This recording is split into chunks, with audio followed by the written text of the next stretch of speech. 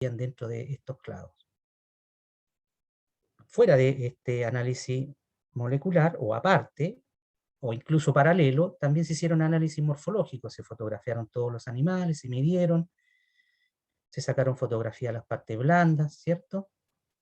Como ustedes pueden ver ahí, y logramos publicar este artículo en la revista Biodiversity and Conservation.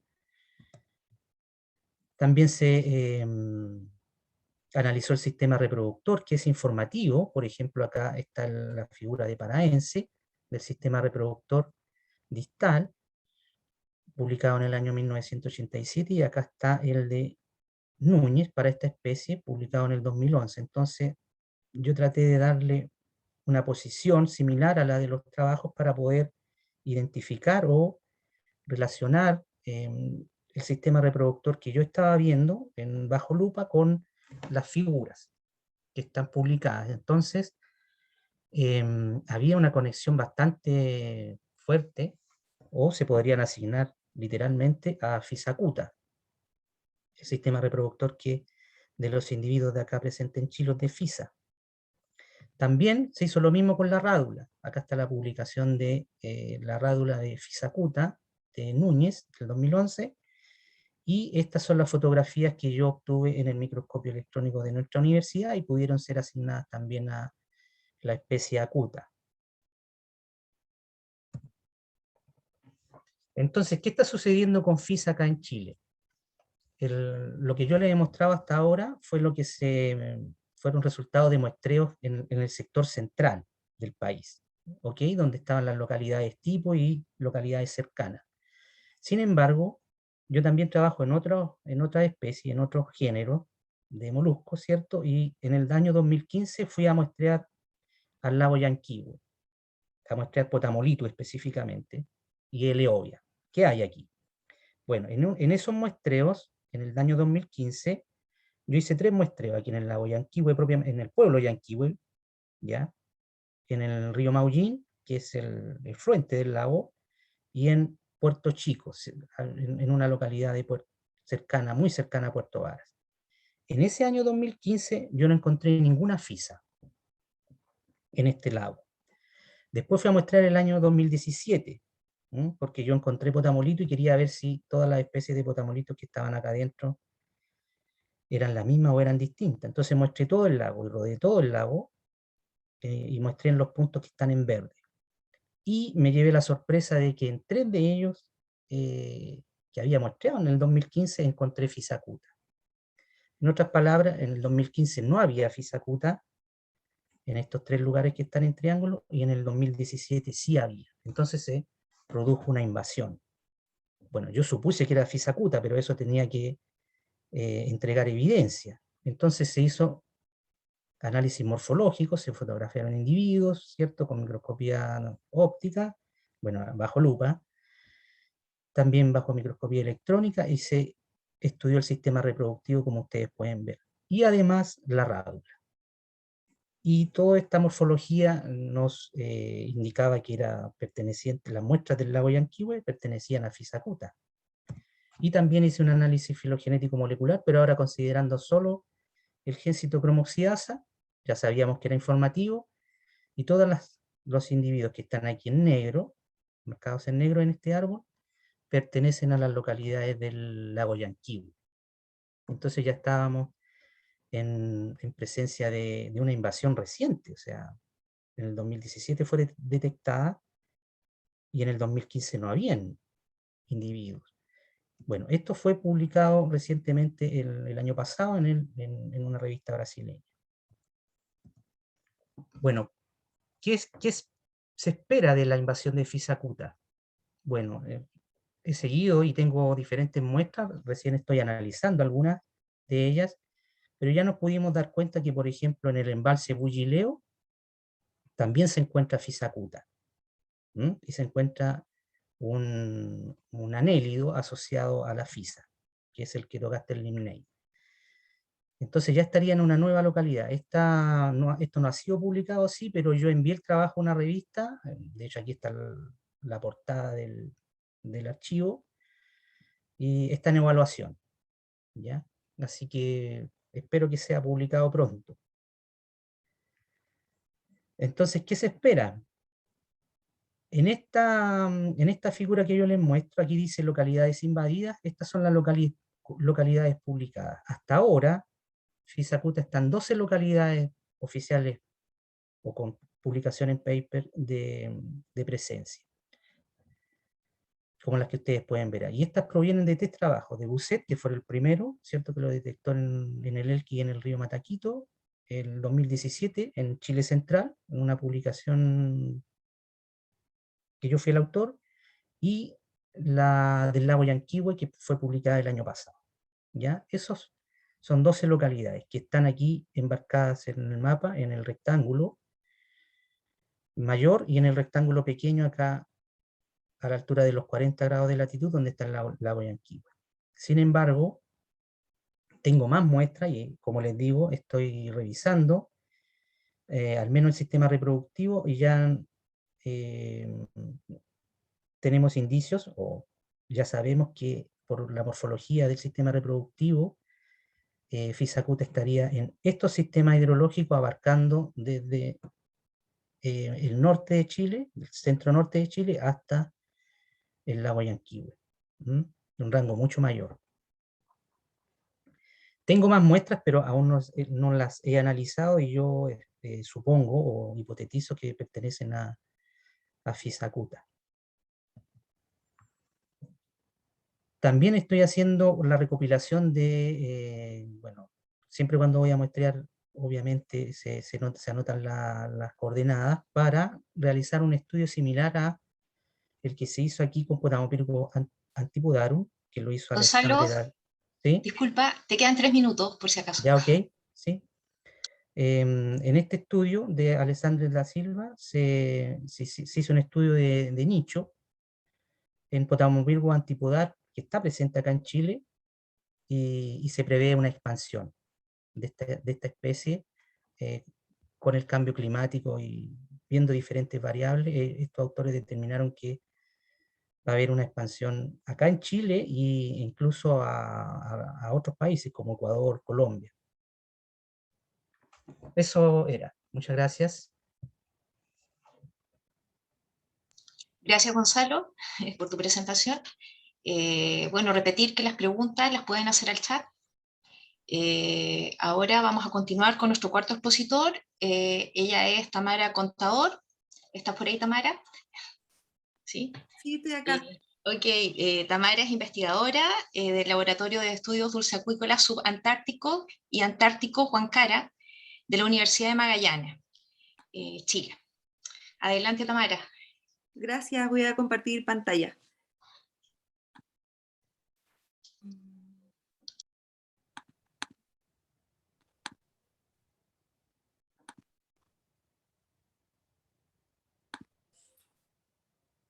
Hola a todas y todos, bueno, muchas gracias por la invitación de participar en este taller, estas sesiones tan interesantes.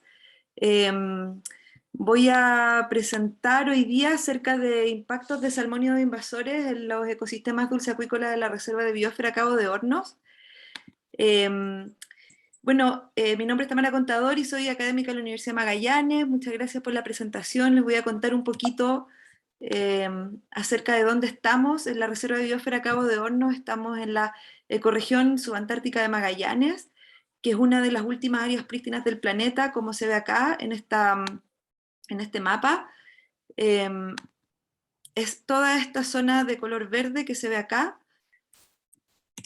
Es considerado un laboratorio natural para la investigación acerca de la historia del cambio climático. Tiene una de las mayores extensiones de bosque en el hemisferio sur, una biodiversidad única y altos niveles de endemismo, también una diversidad de culturas y lenguajes. Se han descrito las aguas más limpias del planeta y también las áreas de turberas más extensas del hemisferio sur. Aquí se puede ver esta zona en color verde y nosotros estamos ubicados en la isla Navarino, en el Parque Omora, acá al sur de Tierra del Fuego.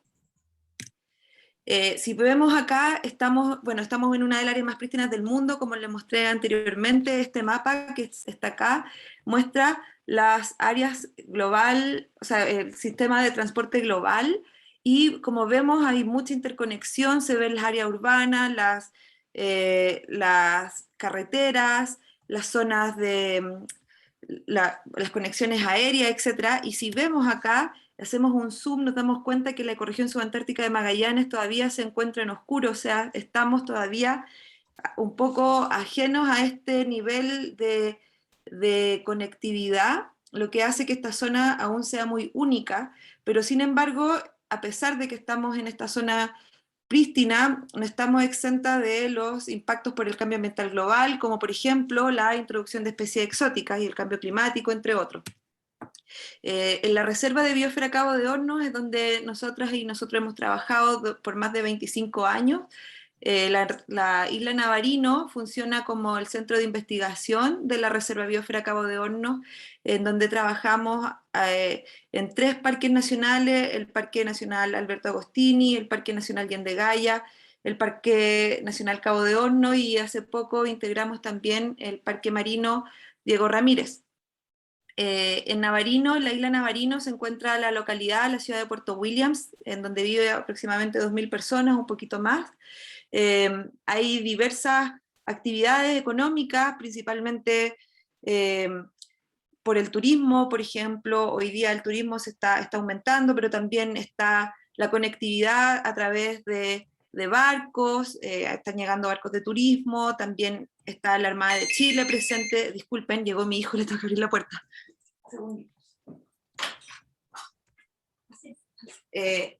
Disculpen, entonces, bueno, también existe la pesca por centolla, de centolla, y no puedo pasar la siguiente diapositiva.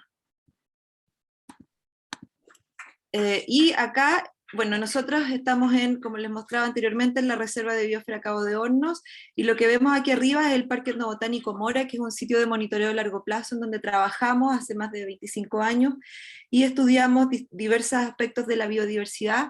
El parque protege la cuenca hidrográfica del río Róbalo, que provee de agua bebestible a Puerto Williams, y una de las áreas de investigación liderada por la investigadora Elke Schutler, que es una compañera investigadora del programa en donde dio trabajo, es estudiar especies exóticas, vertebrados, y en los últimos años nos hemos enfocado también en estudiar los ecosistemas de agua dulce y los impactos de los salmónidos en estos ecosistemas.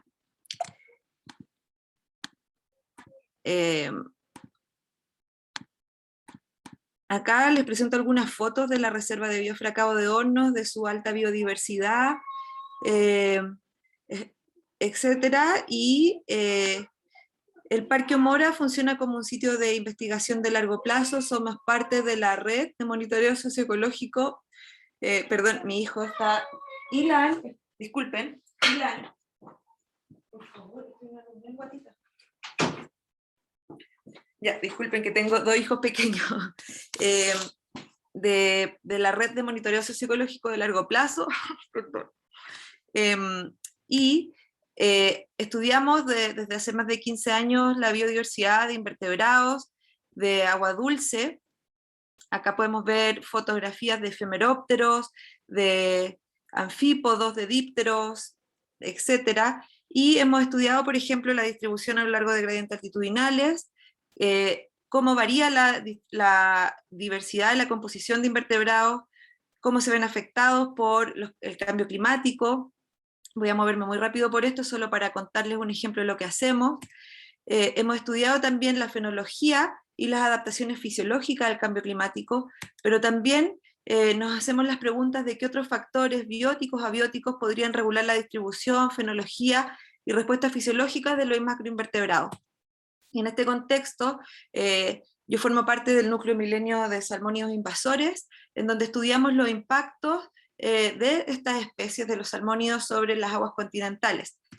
Y bueno, en la Reserva Biosfera Cabo de Hornos, como les contaba, no estamos exentos de los impactos del cambio ambiental global, y los ríos de esta reserva encontramos, por ejemplo, trucha de arroyo, trucha arcoíris y salmones como salmón cojo. También hay especies nativas como Galaxia maculatus, Aploquiton taniatus, etc. ¿Y qué hemos hecho? Bueno, acá está un mapa del Parque Mora, ¿cierto? Y hemos estudiado los impactos de los salmónidos sobre las comunidades de macroinvertebrados.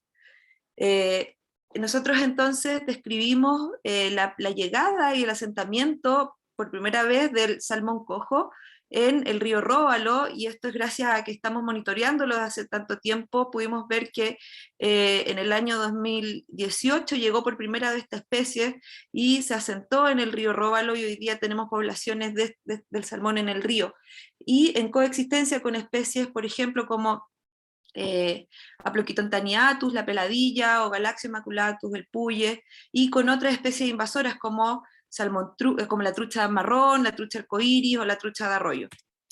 Y entonces, ¿qué hemos hecho? Bueno, mediante pesca eléctrica hemos estudiado la dieta de estas especies en los ríos a través de la tesis doctoral de Sabrina Moore y la tesis de magíster de Alan Maldonado, ambos estudiantes del Núcleo Milenio Salmónido Invasores, y tenemos entonces un laboratorio natural muy interesante, porque los ríos de la Reserva de la Biosfera Cabo Horno, particularmente de la costa norte de la isla Navarino, tienen barreras naturales importantes porque están inmersos en gradientes altitudinales muy extremos. Entonces, sobre las cascadas, como se ve en esta fotografía, no hay peces, no hay peces nativos ni exóticos, pero bajo las cascadas sí los hay especies nativas y exóticas. Entonces, en ese contexto hemos podido hacer preguntas como si la presencia de peces nativos o no nativos tendría una influencia sobre la composición y la distribución de macroinvertebrados, cómo afectan las especies de salmónidos o de peces nativos, el comportamiento y las historias de vida de los insectos acuáticos, y otras preguntas de ese estilo. Y entonces, a modo de ejemplo, les muestro acá que efectivamente hemos visto que en los lugares con presencia de salmónidos, sí hay composición o estructura de comunidades macroinvertebrados diferente a aquellas en donde hay salmónidos cohabitando con especies nativas de peces, y también distintas a donde no hay peces. Entonces sí hay una estructuración diferente de las comunidades de macroinvertebrados, dependiendo de la condición de presencia o ausencia de peces, y si estos son nativos u exóticos. Por otro lado, la dieta de los peces también es diferente, ¿cierto? Por ejemplo, acá tenemos un estudio que compara la diferencia de dieta de Galaxia maculatus con Oncorhynchus micis y Salvelinus fontinalis, y vemos que las dietas son diferentes. Acá tenemos Galaxia maculatus y acá las dos especies de salmónidos, y cuando vemos un análisis de componentes principales, vemos que existen diferencias significativas en la dieta de Galaxia maculatus, pero hay una sobreposición de la dieta por ejemplo, de Oncorhynchus micis y Salvelinus fontinalis. Se alimentan de macroinvertebrados diferentes, y esto entonces sí, como los macroinvertebrados están estructurando sus comunidades. También Sabrina Moore ha hecho trabajos con isótopos estables, y también hemos visto acá que sí hay una diferencia, ¿cierto? Entonces de la dieta, como lo vimos anteriormente, y que Galaxia maculatus no se encuentra en sobreposición con las otras especies, como lo vemos acá. Entonces acá tenemos a Galaxia maculatus y las especies de salmonídeos, que ocupan nichos diferentes, y esto podría darse a que Galaxia maculatus se encuentra principalmente más cercana a la desembocadura, más cercana a los ecosistemas de aguas salobres, cercana al agua del mar, y las otras especies se encuentran en un hábitat más generalista. Por otro lado, hemos indagado en las diferencias que pueden darse en los ciclos de vida de los invertebrados debido a la presencia o ausencia de peces, y vemos que en los sitios donde hay peces, el desarrollo, por ejemplo, de este simúlido es más rápido que en los sitios en donde no hay peces. Entonces, acá vemos que en los sitios, tomamos muestras de estos simúlidos en los sitios con y sin peces, y comparamos el tamaño durante la misma época, durante las mismas épocas de tiempo, y vimos que donde hay peces, el tamaño de la cabeza es más grande, entonces están en estadios más avanzados que en los lugares donde no hay peces. Pero nos falta comparar tamaño entre estadios y esto es un estudio muy preliminar que estamos todavía trabajando. También tenemos otras preguntas acerca de cómo se ven afectados los vínculos recíprocos entre los ecosistemas ribereños y los ecosistemas de agua dulce, y queremos entonces comparar en aquellos sitios donde no hay peces con aquellos donde hay peces y así poder ver si existe alguna diferencia. Con respecto al trabajo de difusión, hemos trabajado en diversas formas, la difusión y educación. En el Parque Omora trabajamos durante muchos años, ya casi 25 años, en el taller permanente Omora, que es parte del liceo, parte del currículum formal del liceo de Puerto Williams, y aquí trabajamos con niñas y niños que estudian las dietas de los peces. Esto antes de la pandemia, obviamente teníamos a los niños y a las niñas en el laboratorio estudiando los contenidos estomacales, pero también hemos hecho guías de campo para dar a conocer la biodiversidad de invertebrados de agua dulce, que son importantes para la calidad de las aguas, que son ecosistemas prístinos, en donde todavía podemos estudiar cómo se estructuran las comunidades de invertebrados. Y también en el Parque Omora tenemos senderos interpretativos en donde las personas pueden conocer estos invertebrados, también conocer estas especies de peces invasores, y así ir entendiendo entonces las dinámicas que se dan por la presencia de estas especies. Entonces yo quisiera dar las gracias a las personas que son parte de nuestro laboratorio, que han trabajado en sus tesis con respecto a los salmónidos invasores y a los invertebrados, a Sabrina, Alan, Javier, Melissa, Gañán, y también a colaboradores y colaboradoras de distintas partes, al Parque Omora, a la Universidad de North Texas, al Instituto de Ecología y Biodiversidad, al Núcleo Milenio de Salmónidos Invasores, y muchas gracias. Muchas gracias, Tamara, por tu presentación. Cualquier pregunta al chat, por favor. Y seguimos con la última exposición de la primera parte del módulo 4, con Ana Torremorel. ¿Está ahí, Ana? ¿Estás por ahí, Ana? Ana es investigadora del Instituto de Ecología y Desarrollo Sustentable, INEDES, académica de la Universidad Nacional de Luján. Pertenece a la red IBPCOR y al programa INIDE, es de Argentina.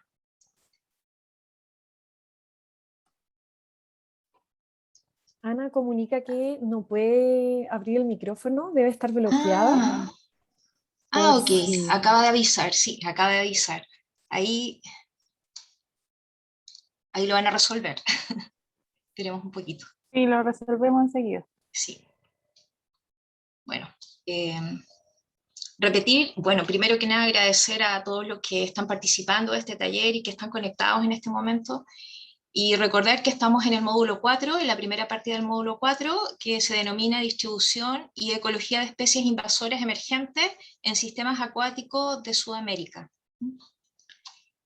Y ya vamos pronto con la última exposición de esta primera parte.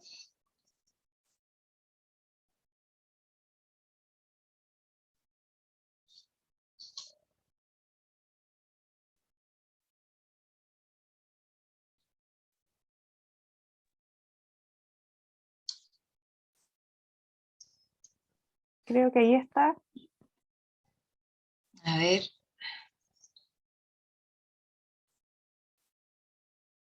¿Cómo?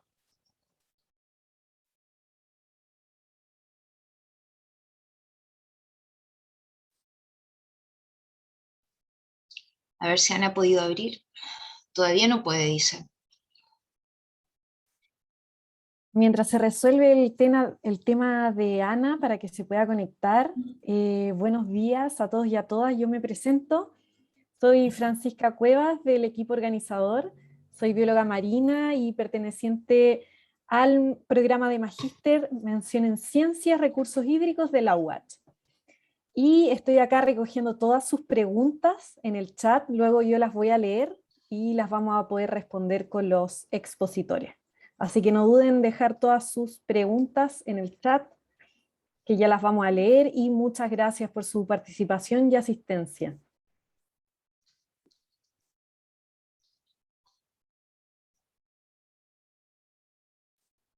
En todo caso, estamos súper bien de tiempo, así que no hay problema.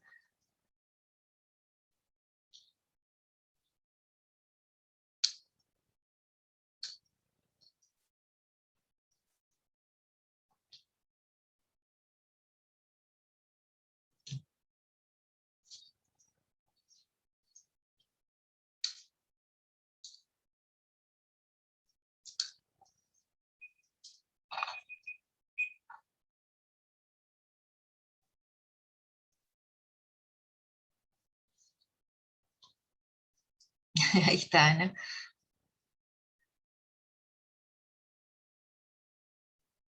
No.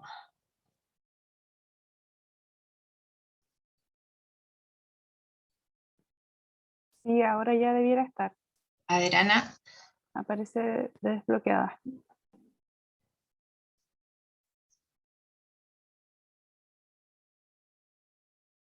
Hola, hola, ¿me escuchan? Así. Sí, Ana. Adelante. Creo que me tengo que sacar esto porque... Bueno, ahí comparto la pantalla, a ver si me escuchan. No. Bueno.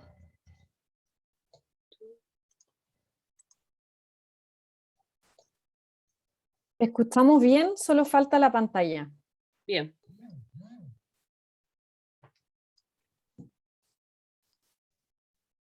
¿Ahí se Ahí ve? se ve bien, sí. Ah, bueno, perfecto. Bueno, yo les voy a contar un poco de una invasora, pero que no es acuática. Es un árbol invasor, pero que crece en las márgenes de ríos y arroyos. Entonces nosotros estudiamos cuál es su efecto sobre el funcionamiento de los sistemas fluviales.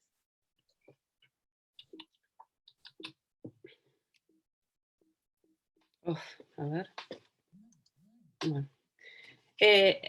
El lugar donde estudiamos esta especie, la Gleditsia tracanthus, es en la región pampeana, que es la que se puede ver aquí en el mapa de Argentina, las provincias que abarca, que son las que están en rojo, que es Buenos Aires, Entre Ríos, Santa Fe, Córdoba y La Pampa.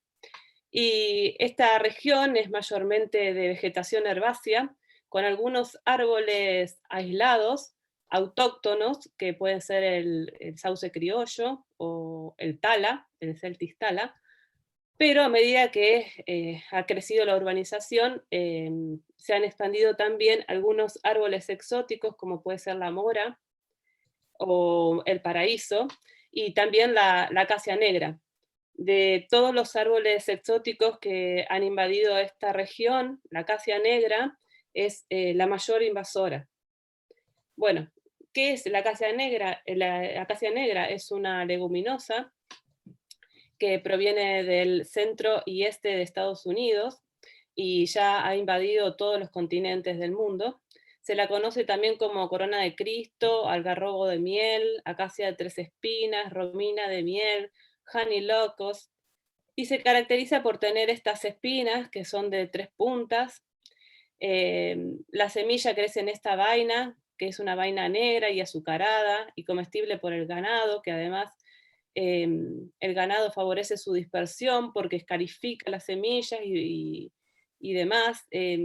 Esta acacia además tiene todas las características de ser una invasora exitosa, ya que posee un periodo juvenil muy corto, una tasa de crecimiento muy alta, con unos 60 centímetros al año, abundantes semillas, las semillas son viables por más de 20 años, así que bueno, cumple con todos los requisitos para expandirse por todos lados. Bueno, después, bueno, la acacia ha invadido toda esta región y en otras regiones también de Argentina, pero se la ve muy, muy seguido en las márgenes de los arroyos. La región pampeana se caracteriza, como dije antes, por vegetación herbácea y tiene abundantes arroyos, como los que se ven en esa foto, donde en las márgenes de los arroyos no se encuentran generalmente los árboles. Y donde podemos encontrar, como en estas dos fotos, que son fotos de arroyos que consideramos nosotros como prístinos, donde hay un amplio desarrollo de macrófitas que en estos casos, en estos arroyos pampeanos, las macrófitas cumplen la función de estructuradoras de la comunidad de macroinvertebrados y demás productores. El suelo es un suelo calcáreo, no es sedimentario, no es rocoso, entonces no hay rocas, y los que estructuran la comunidad en sí y el funcionamiento de estas comunidades son las macrófitas, de ahí la importancia. El desarrollo de estas macrófitas está permitido porque, bueno, no hay pendiente, hay muy baja pendiente en esta región, generalmente la velocidad de corriente es muy baja, entonces permite el arraigo de las plantas y el desarrollo, ¿no? Ya sea emergentes, sumergidas, hay todo tipo de macrófitas. Estas fotos que vemos acá son ya le comenté, de los arroyos más prístinos que podemos tener en la zona, pero bueno, es una zona que tiene una red muy amplia de arroyos, y la mayoría de ellos, en realidad en los márgenes lo que podemos ver es sembrado de agricultura, e inclusive ganadería que llega hasta los arroyos. Acá se pueden ver más fotos de cómo se ve en distintas épocas del año estos arroyos, ya sea en primavera o verano con el pasto verde, o luego de una inundación cuando arrasa con todo y se seca el pasto. Pero bueno, esos son ciclos naturales que sufre la región. Aumentan mucho el volumen, el caudal de los arroyos y arrastra con la vegetación. Al suceder esto en las riberas, es un lugar muy propicio para el desarrollo de estas invasoras, como puede ser la acacia, donde buscan lugares disturbados para sentarse, y además, si el ganado la lleva hasta los costados de los arroyos, con más razón se desarrollan ahí. Esto es para que sigan viendo el aspecto que tiene un arroyo natural, donde recibe el sol durante todo el día. ¿No? No hay nada que sombree, no hay ningún accidente geográfico, ni vegetación, ni nada que sombree. Entonces son altamente productivos. Más allá del color marrón, hay mucho plancton y hay muchos fitobentos, muchos perifiton y, bueno, y las macrófitas. ¿Qué sucede cuando la acacia invade estos ambientes? Estas son fotos de los mismos arroyos, pero con una invasión abundante de acacia en sus márgenes. Y acá ya se puede ver que cuando la acacia está con hojas, la penetración de la luz al cauce del arroyo es mínima. Acá hay otras fotos de cómo quedan los arroyos luego de la invasión. Por supuesto que con la cantidad de arroyos que tenemos en la región pampeana, hay diferentes grados de invasión y diferentes grados de sombreado. Entonces, a ver. Nosotros nos propusimos estudiar el efecto de la acacia sobre el funcionamiento de los arroyos, y elegimos 3 arroyos que pertenecen a la cuenca del río Luján. El río Luján se encuentra dentro de la provincia de Buenos Aires, al norte de la provincia de Buenos Aires, o sea, en el centro de la región. Son arroyos de segundo orden, y estos 3 arroyos presentan un grado de invasión de acacia creciente, o sea, el Aras es el menos invadido, el Flor es un intermedio, y el Balta es el que tiene mayor invasión de acacia en las márgenes. Los estudiamos durante un año entero, debido a que como la acacia es caducifolia, para ver el efecto de cuando se le caen las hojas y demás, a ver si encontrábamos alguna diferencia con la luz o con el ingreso de la materia orgánica. Esta es una fotografía de Google Earth, donde se puede ver los arroyos que estudiamos. Elegimos tramos que no están invadidos por acacia o que tienen mínima invasión, y tramos aguas abajo que están invadidos. Aquí se puede ver cómo se ve un arroyo no invadido y cómo se ve el arroyo que está invadido, ¿no? Estos son los 3 arroyos, el Balta, Aras y las Flores. Lo primero que hicimos fue ver si efectivamente lo que nosotros suponíamos que la cobertura del dosel de las acacias reducía, o sea, qué porcentaje del dosel de las acacias teníamos sobre el cauce.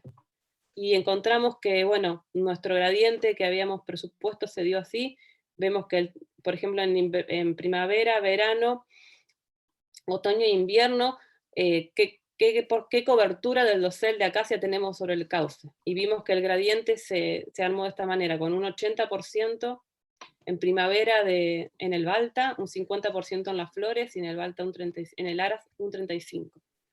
Y a su vez medimos la incidencia de la luz dentro del cauce, debido también a los tramos de arroyos que no tienen acacia, es NI, no invadido, y invadido, y cómo se reduce el ingreso de luz en cada uno de los arroyos. Si nos fijamos aquí, en el Aras, que es el que tiene menos invasión, se reduce un poco más de la mitad, en las flores con una invasión intermedia, se reduce a la mitad el ingreso de luz, y en el Balta, que tiene casi un 80% del porcentaje de canopea, del dosel, de cobertura del dosel, disminuye mucho menos de la mitad. ¿Qué encontramos? Bueno, encontramos diferencias significativas entre tramos invadidos y no invadidos. Acá están cada uno de los arroyos, y esto en el celeste serían los que no tienen acacia en sus márgenes, y el naranja están los que tienen acacia. Encontramos diferencias significativas en el fósforo reactivo soluble y en el amonio, donde se encontró menor cantidad de estos dos nutrientes, mientras que en nitratos encontramos diferencias significativas en 2 de los arroyos, y un aumento de nitrato cuando el arroyo está invadido. En cuanto a las biomasas de los productores primarios, encontramos diferencias significativas en el Seston, en el Periphyton, y sobre todo en el arroyo que está más invadido. En las macrófitas, también, el único problema que tuvimos aquí es que el Aras no presenta naturalmente macrófitas, o por lo menos no en el periodo que nosotros estudiamos, y en el Balta directamente el tramo invadido no presentaba ninguna macrófita. Pero aguas arriba sí, o sea que debiera ser significativo, pero acá tenemos un valor de 0. Y en cuanto al vento es lo mismo, encontramos que en las flores hay mayor porcentaje, que es medio inexplicable, y en el Balta mayor biomasa de ventos. En cuanto a la producción neta, también se vio afectada, sin embargo no fue tan evidente como lo que se encontró con las biomasas y los nutrientes. Lo que sí nos dimos cuenta es que a medida que avanza el grado de invasión, es como si llegara a un punto en el cual ya los tramos de los arroyos invadidos y no invadidos son demasiado diferentes. La cantidad de variables que son diferentes entre uno y el otro, o sea, entre invadido y no invadido,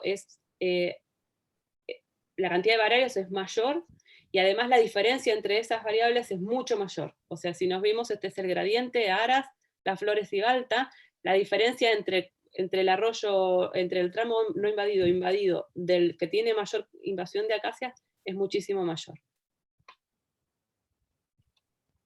Y también encontramos diferencias en los invertebrados, si bien se encontraron mayor o menor abundancia en los sitios invadidos o no invadidos, lo que sí hemos encontrado una diferencia en la composición de la comunidad. Cambiaron el tipo de macroinvertebrados que están habitando esos tramos de arroyo, ¿no? Estamos siempre hablando de los mismos arroyos, pero tramo invadido y no invadido. La diferencia, y de pocos kilómetros de distancia, y la diferencia en la comunidad es muy, muy importante.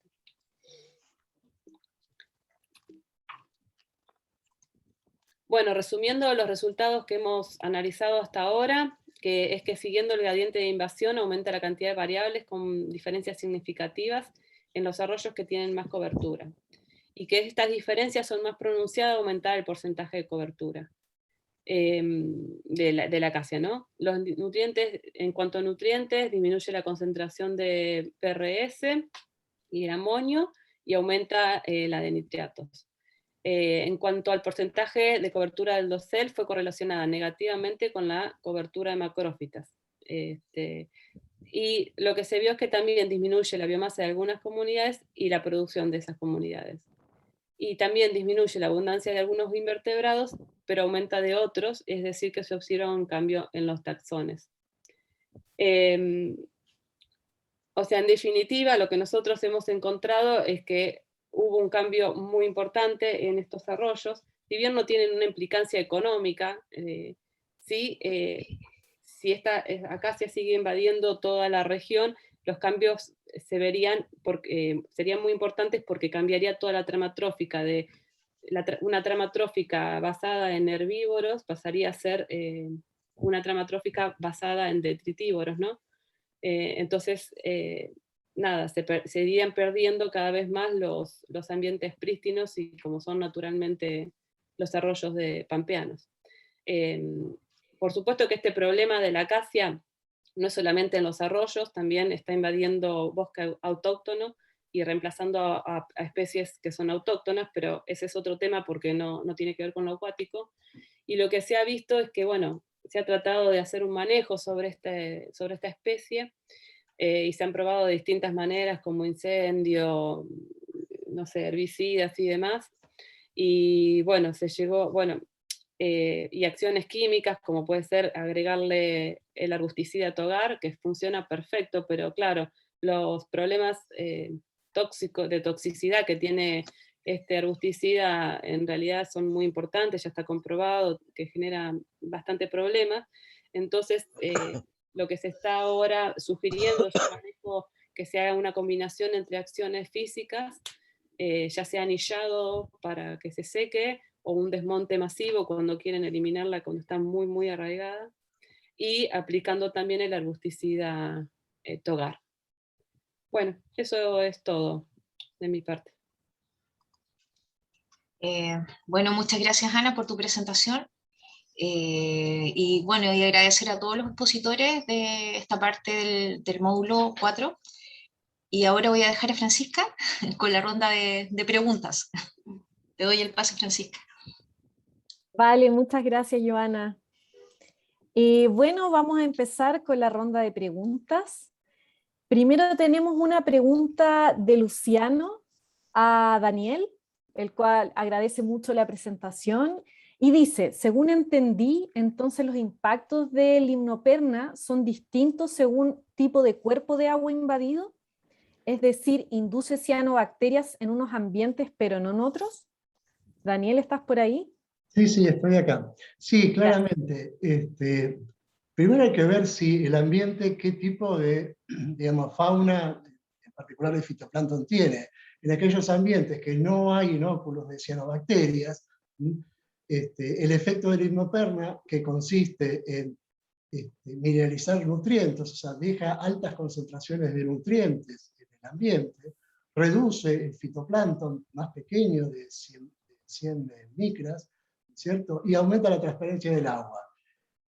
De acuerdo a qué productores primarios pueden beneficiarse o pueden, ¿no es cierto?, adelantarse como estrategas K, ¿sí?, a este beneficio que le genera o este cambio que le genera el ambiente, va a depender quién va a ganar en esa competencia. Si hay inóculos de cianobacterias, por ejemplo de microcistis o licospermus, claramente son estrategas K y tienen un alto poder de reducción. Si no hay, entonces las macrófitas se van a ver beneficiadas, o aquellas algas que no puedan ser predadas por alguna razón por el mejillón. O sea, genera un cambio en el ambiente en el cual va a ser aprovechado de acuerdo a las estrategias que tengan, en particular el fitoplancton en este caso. Bueno, y el bacterioplancton, ¿no? O sea, cuando uno habla de fitoplancton, el fitoplancton de red y bacterioplancton. Claro. Muchas gracias, Daniel, y también muchas gracias por tu presentación y por estar presente acá. Muy interesante todo el tema. Y bueno, tenemos otra pregunta para Daniel, aprovechando que estás ahí, de Tamara Contador, y pregunta si se han estudiado los impactos en las comunidades de macroinvertebrados. Sí, nosotros tenemos algunos trabajos publicados. Lo que pasa es que en 15 minutos hacer una síntesis de 20 años tampoco es tan fácil de trabajo.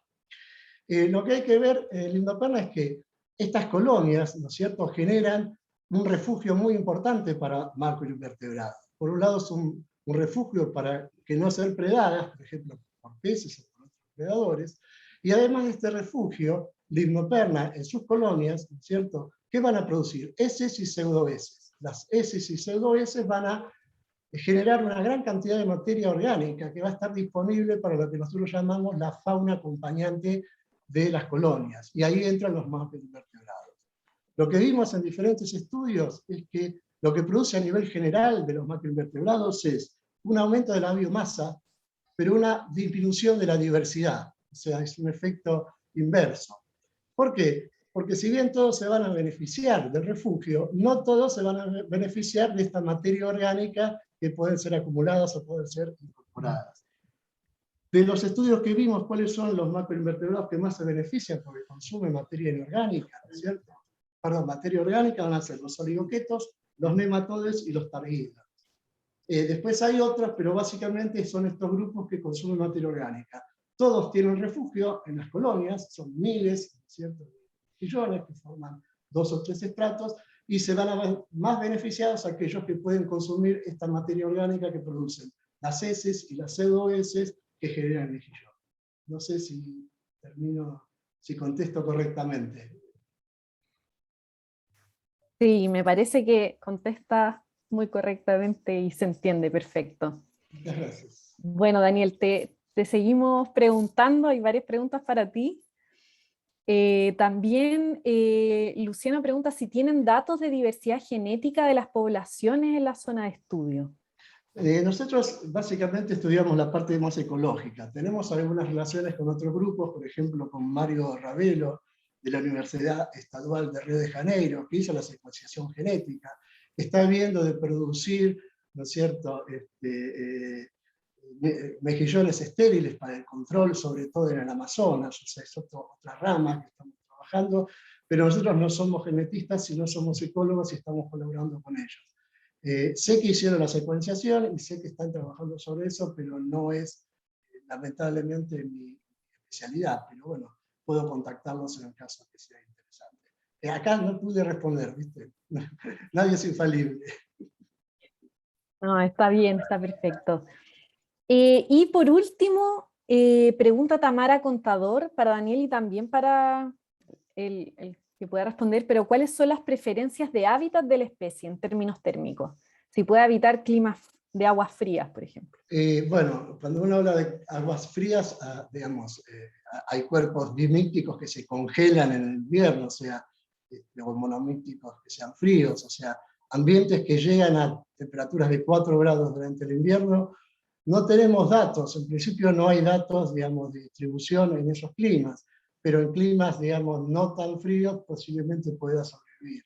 Nosotros nos especializamos en la Cuenca del Plata, que tiene, digamos, infinidad de posibilidades, y no tenemos registro de zonas tan frías, pero eso no quiere decir que no podrían llegar a invadir. Por ejemplo, nosotros en la presentación hablamos de que es originaria del río Perm, ¿no es cierto?, en China. También llegó a Hong Kong, llegó también a Corea, donde hay climas mucho más fríos, y también invadió en el 1990, conjuntamente con esta globalización económica.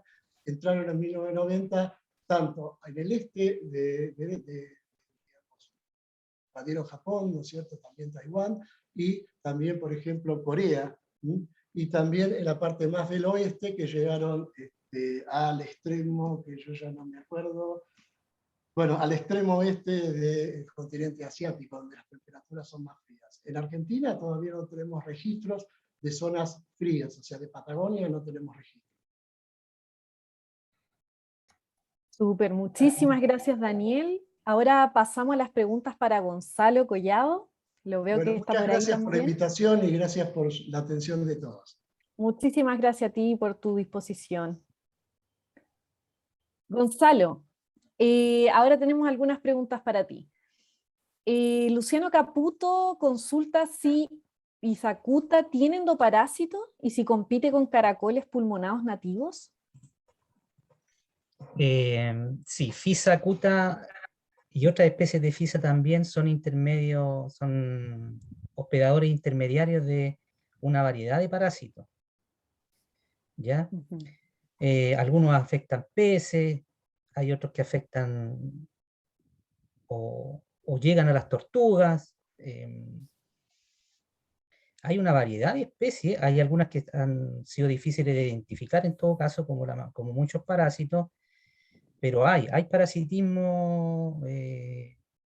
Fisa es hospedera de parásitos intermediarios, que llegan a vertebrados. Sí, también hay Ketogasther lignei, que es un anélido, un oligoqueto, que está presente tanto en la cavidad del manto. De hecho, nosotros publicamos un paper en el año 2019 sobre una identificación de Ketogasther lignei por primera vez acá en Chile dentro de FISA, en la cavidad del manto.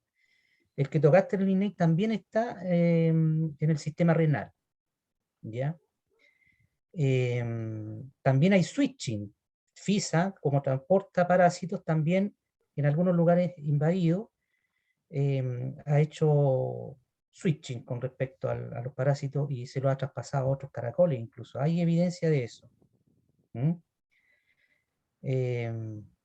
Así que, de hecho, incluso hay unos parásitos en FISA que se ha especulado que podría llegar como al vector, al hospedero final, que sería el castor. ¿Ya? Así que hay problemas con FISA con respecto al parasitismo. Pero acá en Chile eso no se ha estudiado, ni yo tampoco lo he estudiado.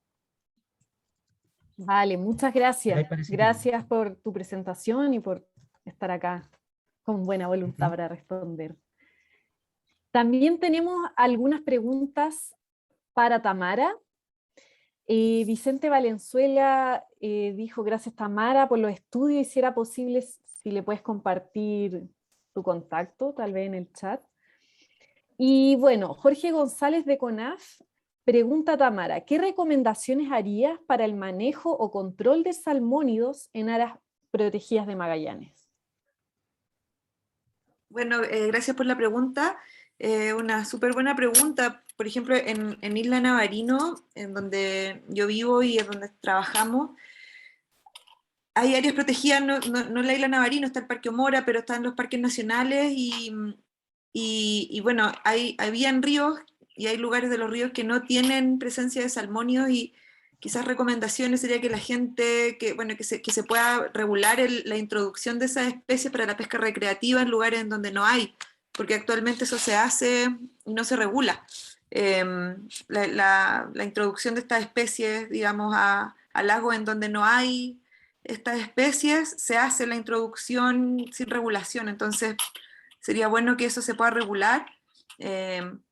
También hay otros aspectos, por ejemplo, que generalmente, por ejemplo, en Magallanes hay una gran diversidad de áreas protegidas, hay lugares en donde hay salmónidos, donde no hay, entonces donde no hay, lograr que no lleguen, digamos, que no se sigan introduciendo, pero en los lugares en donde hay también está la pesca recreativa, en donde es pesca y con regreso, ¿cierto? Entonces, quizás para regular un poco las poblaciones de esta especie, sería bueno que no necesariamente se regresen las especies una vez que se pescan, sino que se consuman.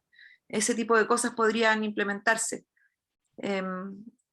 Opino, no sé si alguien más puede tener una opinión con respecto a eso, pero eso sería, creo yo, serían buenas estrategias. Vale, muchísimas gracias. Me parece que sí, son buenas estrategias y al final es como lo mínimo que podemos aspirar, ¿cierto? Bueno, también tenemos preguntas para Gonzalo Collado, de nuevo. Gonzalo, muchas gracias por la presentación y nos preguntan: ¿cuáles serían los principales factores que propiciarían la rápida diseminación de Fisacuta y riesgos de diseminación hacia otras regiones? Bueno, Fisacuta tiene varias vías de poder dispersarse. Ya, por ejemplo, si hay inundaciones, pueden flotar y transportarse pasivamente. ¿Ya? Ese es un problema, porque acá en Chile hay inundaciones. O sea, cuando hay invierno, todos sabemos que, o invierno fuerte o niño, se dan condiciones muy propicias y hay mucha lluvia. Y se van a dar condiciones propicias para la invasión. También pueden hacer una especie de rafting, porque como viven en distintos ambientes, en distintos microhábitats, ¿ya? Por ejemplo, sedimento blando, rocas, piedras o vegetación. Entonces pueden hacer rafting en plantas y viajar de un sistema acuático a otro durante estas inundaciones. También pueden ser transportadas por aves. ¿ya? E incluso por mamíferos. También estos pueden ovipositan una ovicápsula en cualquier sustrato sólido, también pueden ovipositar en aves o mamíferos, porque tienen una gelatina que cubre los huevos. Entonces eso puede, y conserva la humedad, y puede ser transportado a otros ambientes. O sea, yo vislumbro o especulo que va a haber una invasión hacia el sur de Chile más acabada de FISA, y hacia el norte también. Con respecto a eso, también pregunta Pablo Tapia Allende de Cernapesca, que si se sabe de las posibles consecuencias de la invasión de Fisacuta en cuerpos como el lago Yanquihue, por ejemplo.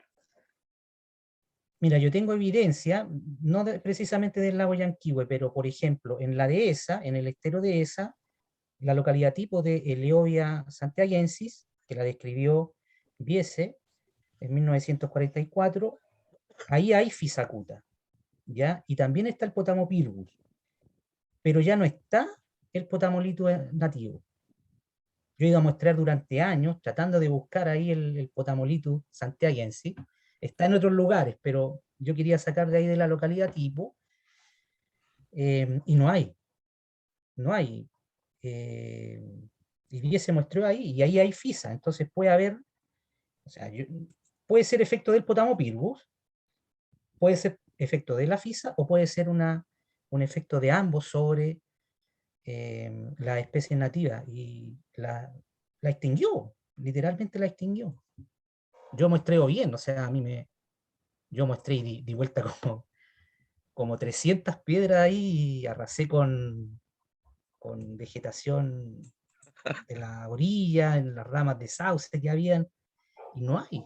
Y he ido años, así que, pero no está oficializada esa extinción en la localidad tipo. Así que hay consecuencias a futuro, porque FISA se está expandiendo, o si no es una expansión, la especie ya está, y recién nosotros la estamos descubriendo que está. Claro. Y eso es lo que yo creo que ha pasado, que la especie siempre ha estado, y que incluso ha sido descrita como especie nativa, pero es Fisacuta. ¿Ya? Claro. Y ese también es un estudio que quiero hacer, o sea, saber si es que las fisas, entre comillas, que hay aquí son acutas o no. Entonces, hay muestra en el museo. Entonces, uno podría hacer un análisis multivariado ahí de morfología de la concha, o un análisis de morfometría geométrica comparando las muestras antiguas que hay con las presentes. Eso es lo Bueno, que quiero hacerlo en un futuro cercano. sería muy interesante. Y en este mismo contexto en que mostraste que son difíciles de identificar estos moluscos in situ, Alejandra Ollanedel, agradeciendo tu presentación, pregunta si puedes referirte a la posibilidad de que esta especie ya se encuentre ampliamente distribuida en Chile, y cómo ves un programa de control de FISA o de Potamopyrgus, me Potamopyrgus cuesta esa antipodarum. y Te que es ayudé muy un poquito. interesante explorar la relación ecológica entre estos caracoles y Didimo, por ejemplo. Mira, yo creo que FISA está ampliamente distribuida en Chile, y recién estamos dándonos cuenta de eso, y con las publicaciones aparentemente habría como una expansión, pero no es una expansión, la expansión ya ocurrió hace rato, la invasión hace rato. Entonces, eso es porque hay posibilidades de que hayan especies criptogénicas. De hecho, FISA se ha catalogado como una especie criptogénica. Va a haber expansión del Potamopyrgus. También ha ocurrido lo mismo, yo lo identifiqué en el 2014, en el 2016, en 4 localidades en el 2014, en el 2016 lo encontré en 2 más, en el 2019 en 18 localidades, y la última fue acá en el Maule, que lo publiqué el año pasado. Ahora está en 19 localidades el Potamopyrgus, pero eso no quiere decir que se ha ido expandiendo nuevamente, sino que se ha descubierto o identificado en una localidad donde no vamos a saber cuándo llegó, ¿ya? Y con respecto al control es difícil, o sea, yo creo que el Potamopyrgus no sale más de acá de Chile porque tiene unas densidades increíbles. Yo he contabilizado 170.000 individuos por metro cuadrado, 145.000, y es pequeño, entonces tú no puedes erradicar esos caracoles que tienen una densidad enorme en todo un río, ¿ya? Además son partenogenéticos. Basta con una hembra que perdure, y esa hembra puede tener un potencial de 120 crías. Yo he contabilizado hasta 57 acá en Chile. Contabilicé más de 200 hembras, y el número mayor de crías, porque son ovovivíparas, ¿ya? Entonces la cría la liberan y ya es un caracol que sale a alimentarse, crecen rápido, es realmente un demonio darwiniano, por así decirlo. Y la fisa le llaman el caracol de alcantarilla, ¿ya? O de aguas residuales, más bonito, y vive en esa agua. Nosotros sabemos los sistemas acuáticos en Chile cómo están, ¿m? ¿Cierto? En muchos casos eutroficados y tienen un alto componente de materia orgánica, sobre todo cerca de las ciudades. Así que es inminente la expansión, entre comillas, de FISA a lugares que antes a lo mejor no estaban, como sucedió en el lago Yanquihue, Claro. que paradójicamente o coincidentemente tuvo problemas de agua servida hace unos años atrás, y coincide con la llegada de la FISA. Claro. Porque yo lo mostré en el 2015 y no había FISA en el lago Yanquihue, al menos en los lugares donde yo muestré. ¿Ya? Y encontramos quilina, encontramos elovia, encontramos potamolitus, encontramos algunos bivalvos, incluso una biomofalaria. Pero FISA no había, y la FISA cuando está es frecuente, o sea, tú la vas a encontrar cuando está, ¿ya? Y en el 2017 ya estaba diseminada en 3 localidades, las mismas que yo mostré en el 2015. Así que... Claro. Alejandra dice exactamente, Gonzalo, con Didimo tampoco podemos referirnos a expansión porque pocas veces se cuenta con muestreos de larga data. Eutrofización y ventanas de invasión, dice Luciano. Y bueno, con respecto a lo mismo de que es difícil, ¿cierto?, identificar in situ esta especie, Marioli pregunta si pudieras compartirnos los caracteres claves de diferenciación básicos para identificar la especie a simple vista. Y si es de interés para investigación, indicarnos dónde avisar o enviar muestras, dónde podríamos colaborar en el caso de posible hallazgo o sospecha en terreno. Qué interesante. Y me gustan las interacciones entre investigadores, así que si podemos identificar cualquier cosa referente a caracoles, en sistemas de agua dulce, porque puede estar el Potamopyrgus, yo identifico una galva en el norte, hay unos Planorvis, el Trivolvis, que también es invasor, ya está en el norte, pero eso no lo he publicado aún, entonces se necesita más información, se necesitan más muestreos. Bueno, se me olvidó un poco lo que me estaba preguntando. Con respecto a los Sorry. caracteres como visibles que nos ayudan a distinguir la especie. Sí, con DNA la va a identificar, con el citocromo oxidasa lo puede hacer, pero con caracteres morfológicos, la clave es la glándula prepucial.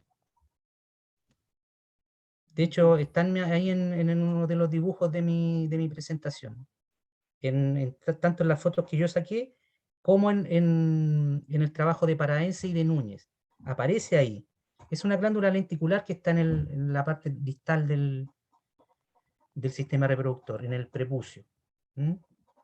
Y la pueden identificar, o va a tener unas grandes posibilidades de que sea acuta. Vale. Muchas También gracias. puede ver la rádula, pero ahí necesita microscopio electrónico. Claro. Yo tengo acceso a microscopio electrónico, disculpa, así que pueden enviarme muestras y podemos trabajar conjunto en la identificación de diferentes especies, no hay problema. Sería un agrado hacerlo. Súper, genial. Muchas gracias por tu respuesta, Gonzalo. Gracias por las preguntas también. Bueno, tenemos otras preguntas de Alejandra Ollanedel para Tamara. Tamara, ¿existen iniciativas de detección de Didimo en ríos de Isla Navarino o de otras especies invasoras acuáticas de pequeño tamaño? Sí, bueno, gracias por la pregunta. Como nosotros en el Parque Omora trabajamos en los ríos de la isla Navarino, la Reserva de Biosfera, siempre estamos atentas y atentos a la identificación de estas especies. Pero también Cernapesca y Subpesca tienen formas de prevención de la llegada del Didimo. Por ejemplo, en por la llegada de los yates, para limpieza de botas, ese tipo de cosas, o hay avisos en el aeropuerto para prevenir el ingreso de Didimo a la isla. Igual es probable, es difícil, no hay Didimo ahora, pero sí está en Tierra del Fuego, en ríos cercanos que están al otro lado del canal Beagle, entonces claro, es un riesgo, es un alto riesgo hoy día el ingreso de Didimo, pero no lo hemos detectado. Claro. Vale, muchísimas gracias por tu respuesta. También tenemos algunas preguntas para Carla Olmo, si estás ahí. Mira, preguntan, en base a la prospección de lagunas temporales, ¿has podido identificar alguna tendencia o patrón de diversidad de especie exótica invasora que estén mayormente representados a nivel de grupos? Pues hasta el momento de todos los grupos analizados solo se han mirado el zooplancton, y en el zooplancton la verdad es que como hay muy pocos datos previos, hasta el momento solo puedo hablar de la Daphne magna, pero tampoco conozco el nivel de expansión que tiene el cladócero. Tiene mucho potencial invasor, desde luego. Y estamos esperando con ansias los datos de macroinvertebrados porque posiblemente ahí salga más patrones. Lo que sí, mayor invasión en las charcas de mayor hidroperiodo. Eso sí, sin duda, sí es un patrón a seguir.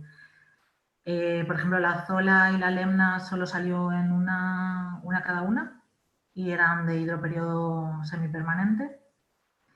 Y ya la Ludwigia sí que salió en charcas de un hidroperiodo también largo, pero más estacional. Sí, ese es otro patrón que se puede observar. También estamos pendientes del fitoplancton, de analizarlo y bueno, ahí iremos viendo. Vale. Muchas gracias, Carla. También te tenemos otra pregunta de parte de Caterina.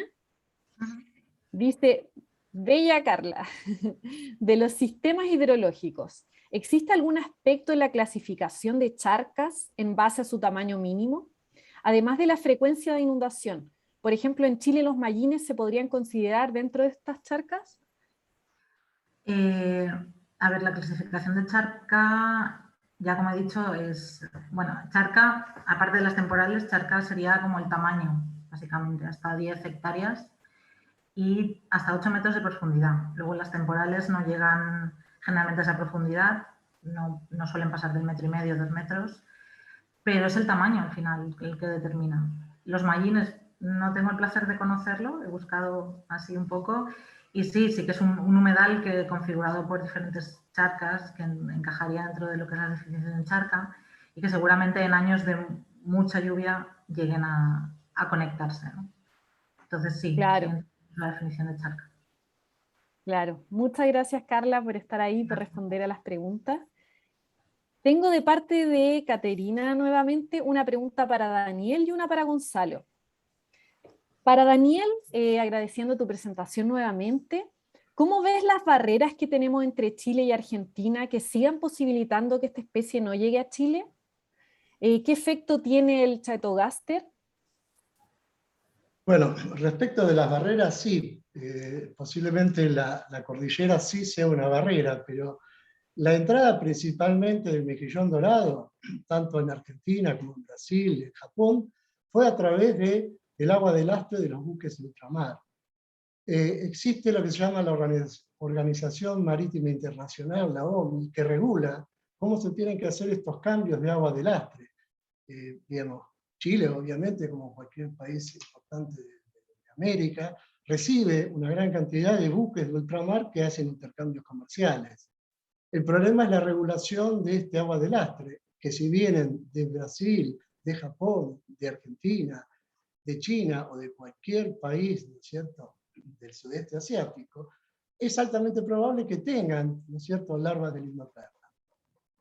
No me quiero extender mucho, nosotros trabajamos bastante con Prefectura Naval Argentina para hacer recursos de cómo manejar el agua de lastre, ¿cierto? Y qué medidas tenían que implementar como para minimizar el impacto de invasiones.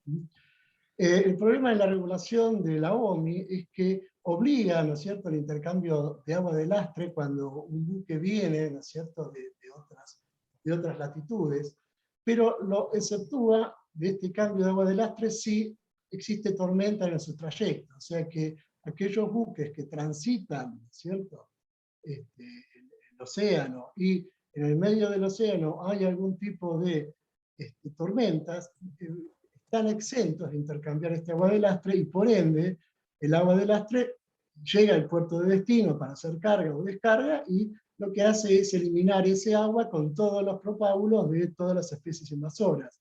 El efecto antrópico, la globalización económica, ha generado la mayor cantidad de globalización, digamos, de la fauna, ¿no es cierto? O sea, como yo les digo, ya, si para nosotros ya casi un no lugar, en todos, por ejemplo, en todos los países tenemos grandes tiendas que se parecen en todo el mundo, la globalización económica, lamentablemente, como un efecto indeseable, está de alguna manera globalizando la fauna a nivel mundial. Y es muy difícil controlarla. Muchas gracias, Daniel, nuevamente por responder. Y para Gonzalo, también pregunta si Chatogaster también se encuentra en Diplodón y qué efecto tiene en FISA. Interesante. Yo he trabajado con Diplodon y no he encontrado el Chatogaster, ¿ya? Pero es posible, porque igual está en otra especie, ¿ya? Y está en otro invertebrado incluso. La pregunta, ¿qué es lo que hace el Chatogaster? Es una pregunta histórica, ¿ya? Porque se ha dicho que es un ectoparásito cuando está en la cavidad del manto, y sería un comensal, porque le comería algunos parásitos más pequeños, ¿ya?, que afectarían a la FISA eventualmente, pero también se han descrito Chatogaster en la cavidad renal, y ahí se ha tratado como endoparásito. De hecho, se crearon dos subespecies, una para el ectoparásito y otra para el endoparásito. Pero hace un par de años, creo, o quizá 3, se hizo un estudio genético, y tanto los individuos del sistema renal como de la cavidad del manto son la misma especie, ¿ya? No habrían dos subespecies. Todavía sigue la incógnita en si es comensalismo o parasitismo, la relación entre la FISA y el Chatogaster, ¿ya? También quería recalcar algo, que la mayor parte, tengo 2 papers que dicen que la mayor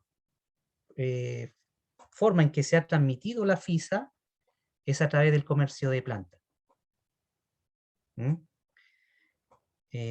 Y con respecto a la presentación de Carla, yo he encontrado FISA acuta en lagunas temporales, por si acaso. Eso. Sí, No sé si seguramente. respondí o me desvié mucho. Seguramente haya, te escribiré cuando lo analicemos, a ver si aparece. Sí, la vas a encontrar, porque yo la encontraba ahí cuando suben los ríos y después bajan, quedan ahí en las lagunas. Sí, es muy posible. Gracias. Vale, gracias, muchas gracias a todos. Tenemos un par de comentarios antes de finalizar esta ronda. Tenemos de Alejandro Barrientos. Nos dice que la pesca recreativa está regulada por la ley 20.256, que ahí se define la repoblación y siembra. La eventual siembra o redoblamiento se realiza con autorización de subpesca. Si tienen antecedentes de que se hayan realizado siembras sin autorización, favor les solicitamos hacer la respectiva denuncia en el Cernapesca. Muchas gracias. Y también Marina de CONICET de Argentina nos comenta: buenas tardes, no es una pregunta, es un comentario que da pie a la charla de Anita sobre la importancia de los recursos cruzados y sistemas subsidiados, y más cuando tenemos impactos. Aunque cada vez damos más importancia a los aportes de tierra, agua y viceversa, es interesante también conocer cómo van afectando dichos cambios en forma de cascada, desde la química a la visión ecosistémica y de gestión. También lo interesante es un trabajo conjunto entre grupos que focalizan en terrestre con los demás acuáticos. Así que muchas gracias por esta charla y por el enfoque. Muchas gracias, Marina. Sí, sí. Yo también creo que es importante y que cada vez hay que darle más importancia a la conexión entre lo terrestre y lo acuático, sobre todo cuando el ecosistema circundante a los cauces de los ríos cambia tan dramáticamente, ¿no? Gracias, Marina.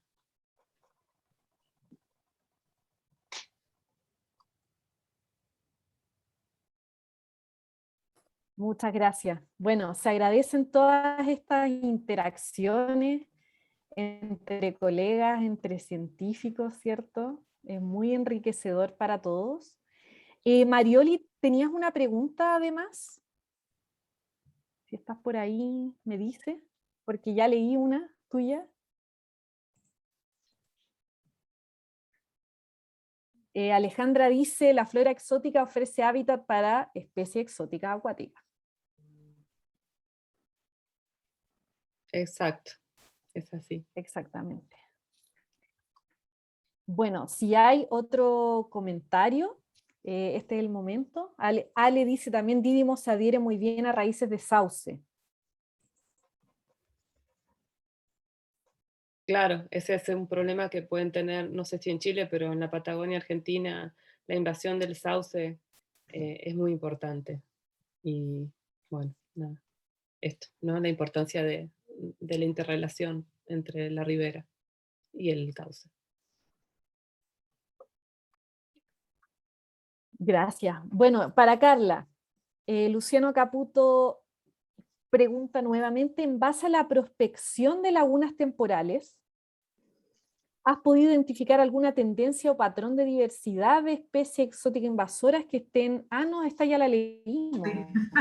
Que esté mayormente representada a nivel de grupo, sí, está repetida. No importa. Bueno, entonces no tenemos más preguntas al parecer. Ya.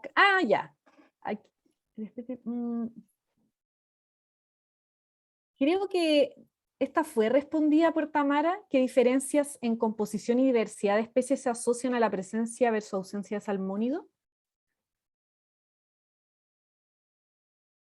No, creo que no la respondí, Ya. lo mencioné en la presentación, a lo mejor muy general, pero Ya. la diferencia en composición y diversidad se asocian, por ejemplo, a especies que viven, bueno, en los ríos que estudiamos, el hábitat es rocoso, y muchas especies habitan obviamente en el vento sobre las rocas, y las especies que son más visibles son las que son más depredadas.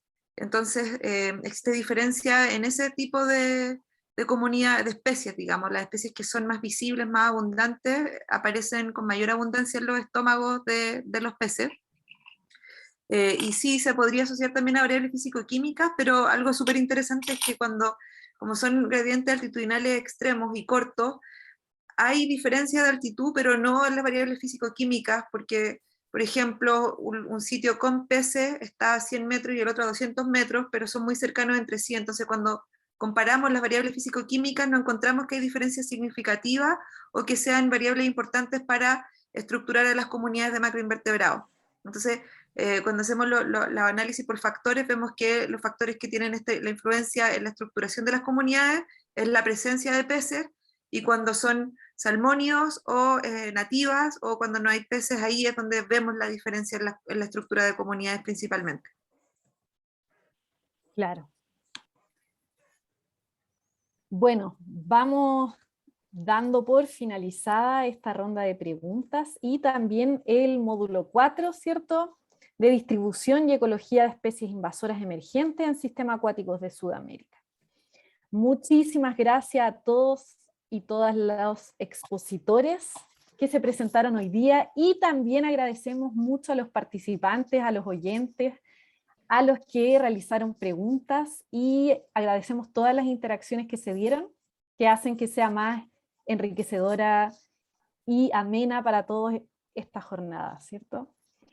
Bueno, vamos nosotros a finalizar y dar una pausa, la pausa respectiva para el almuerzo. Terminamos acá y nos volvemos a encontrar nuevamente a las 3 de la tarde en la continuación del módulo 4, donde tenemos varios expositores más, muy interesantes, con muy interesantes charlas. Así que nos vemos nuevamente a las 3 todos los que puedan asistir, muchas gracias y están todos invitados a quedarse en nuestra transmisión.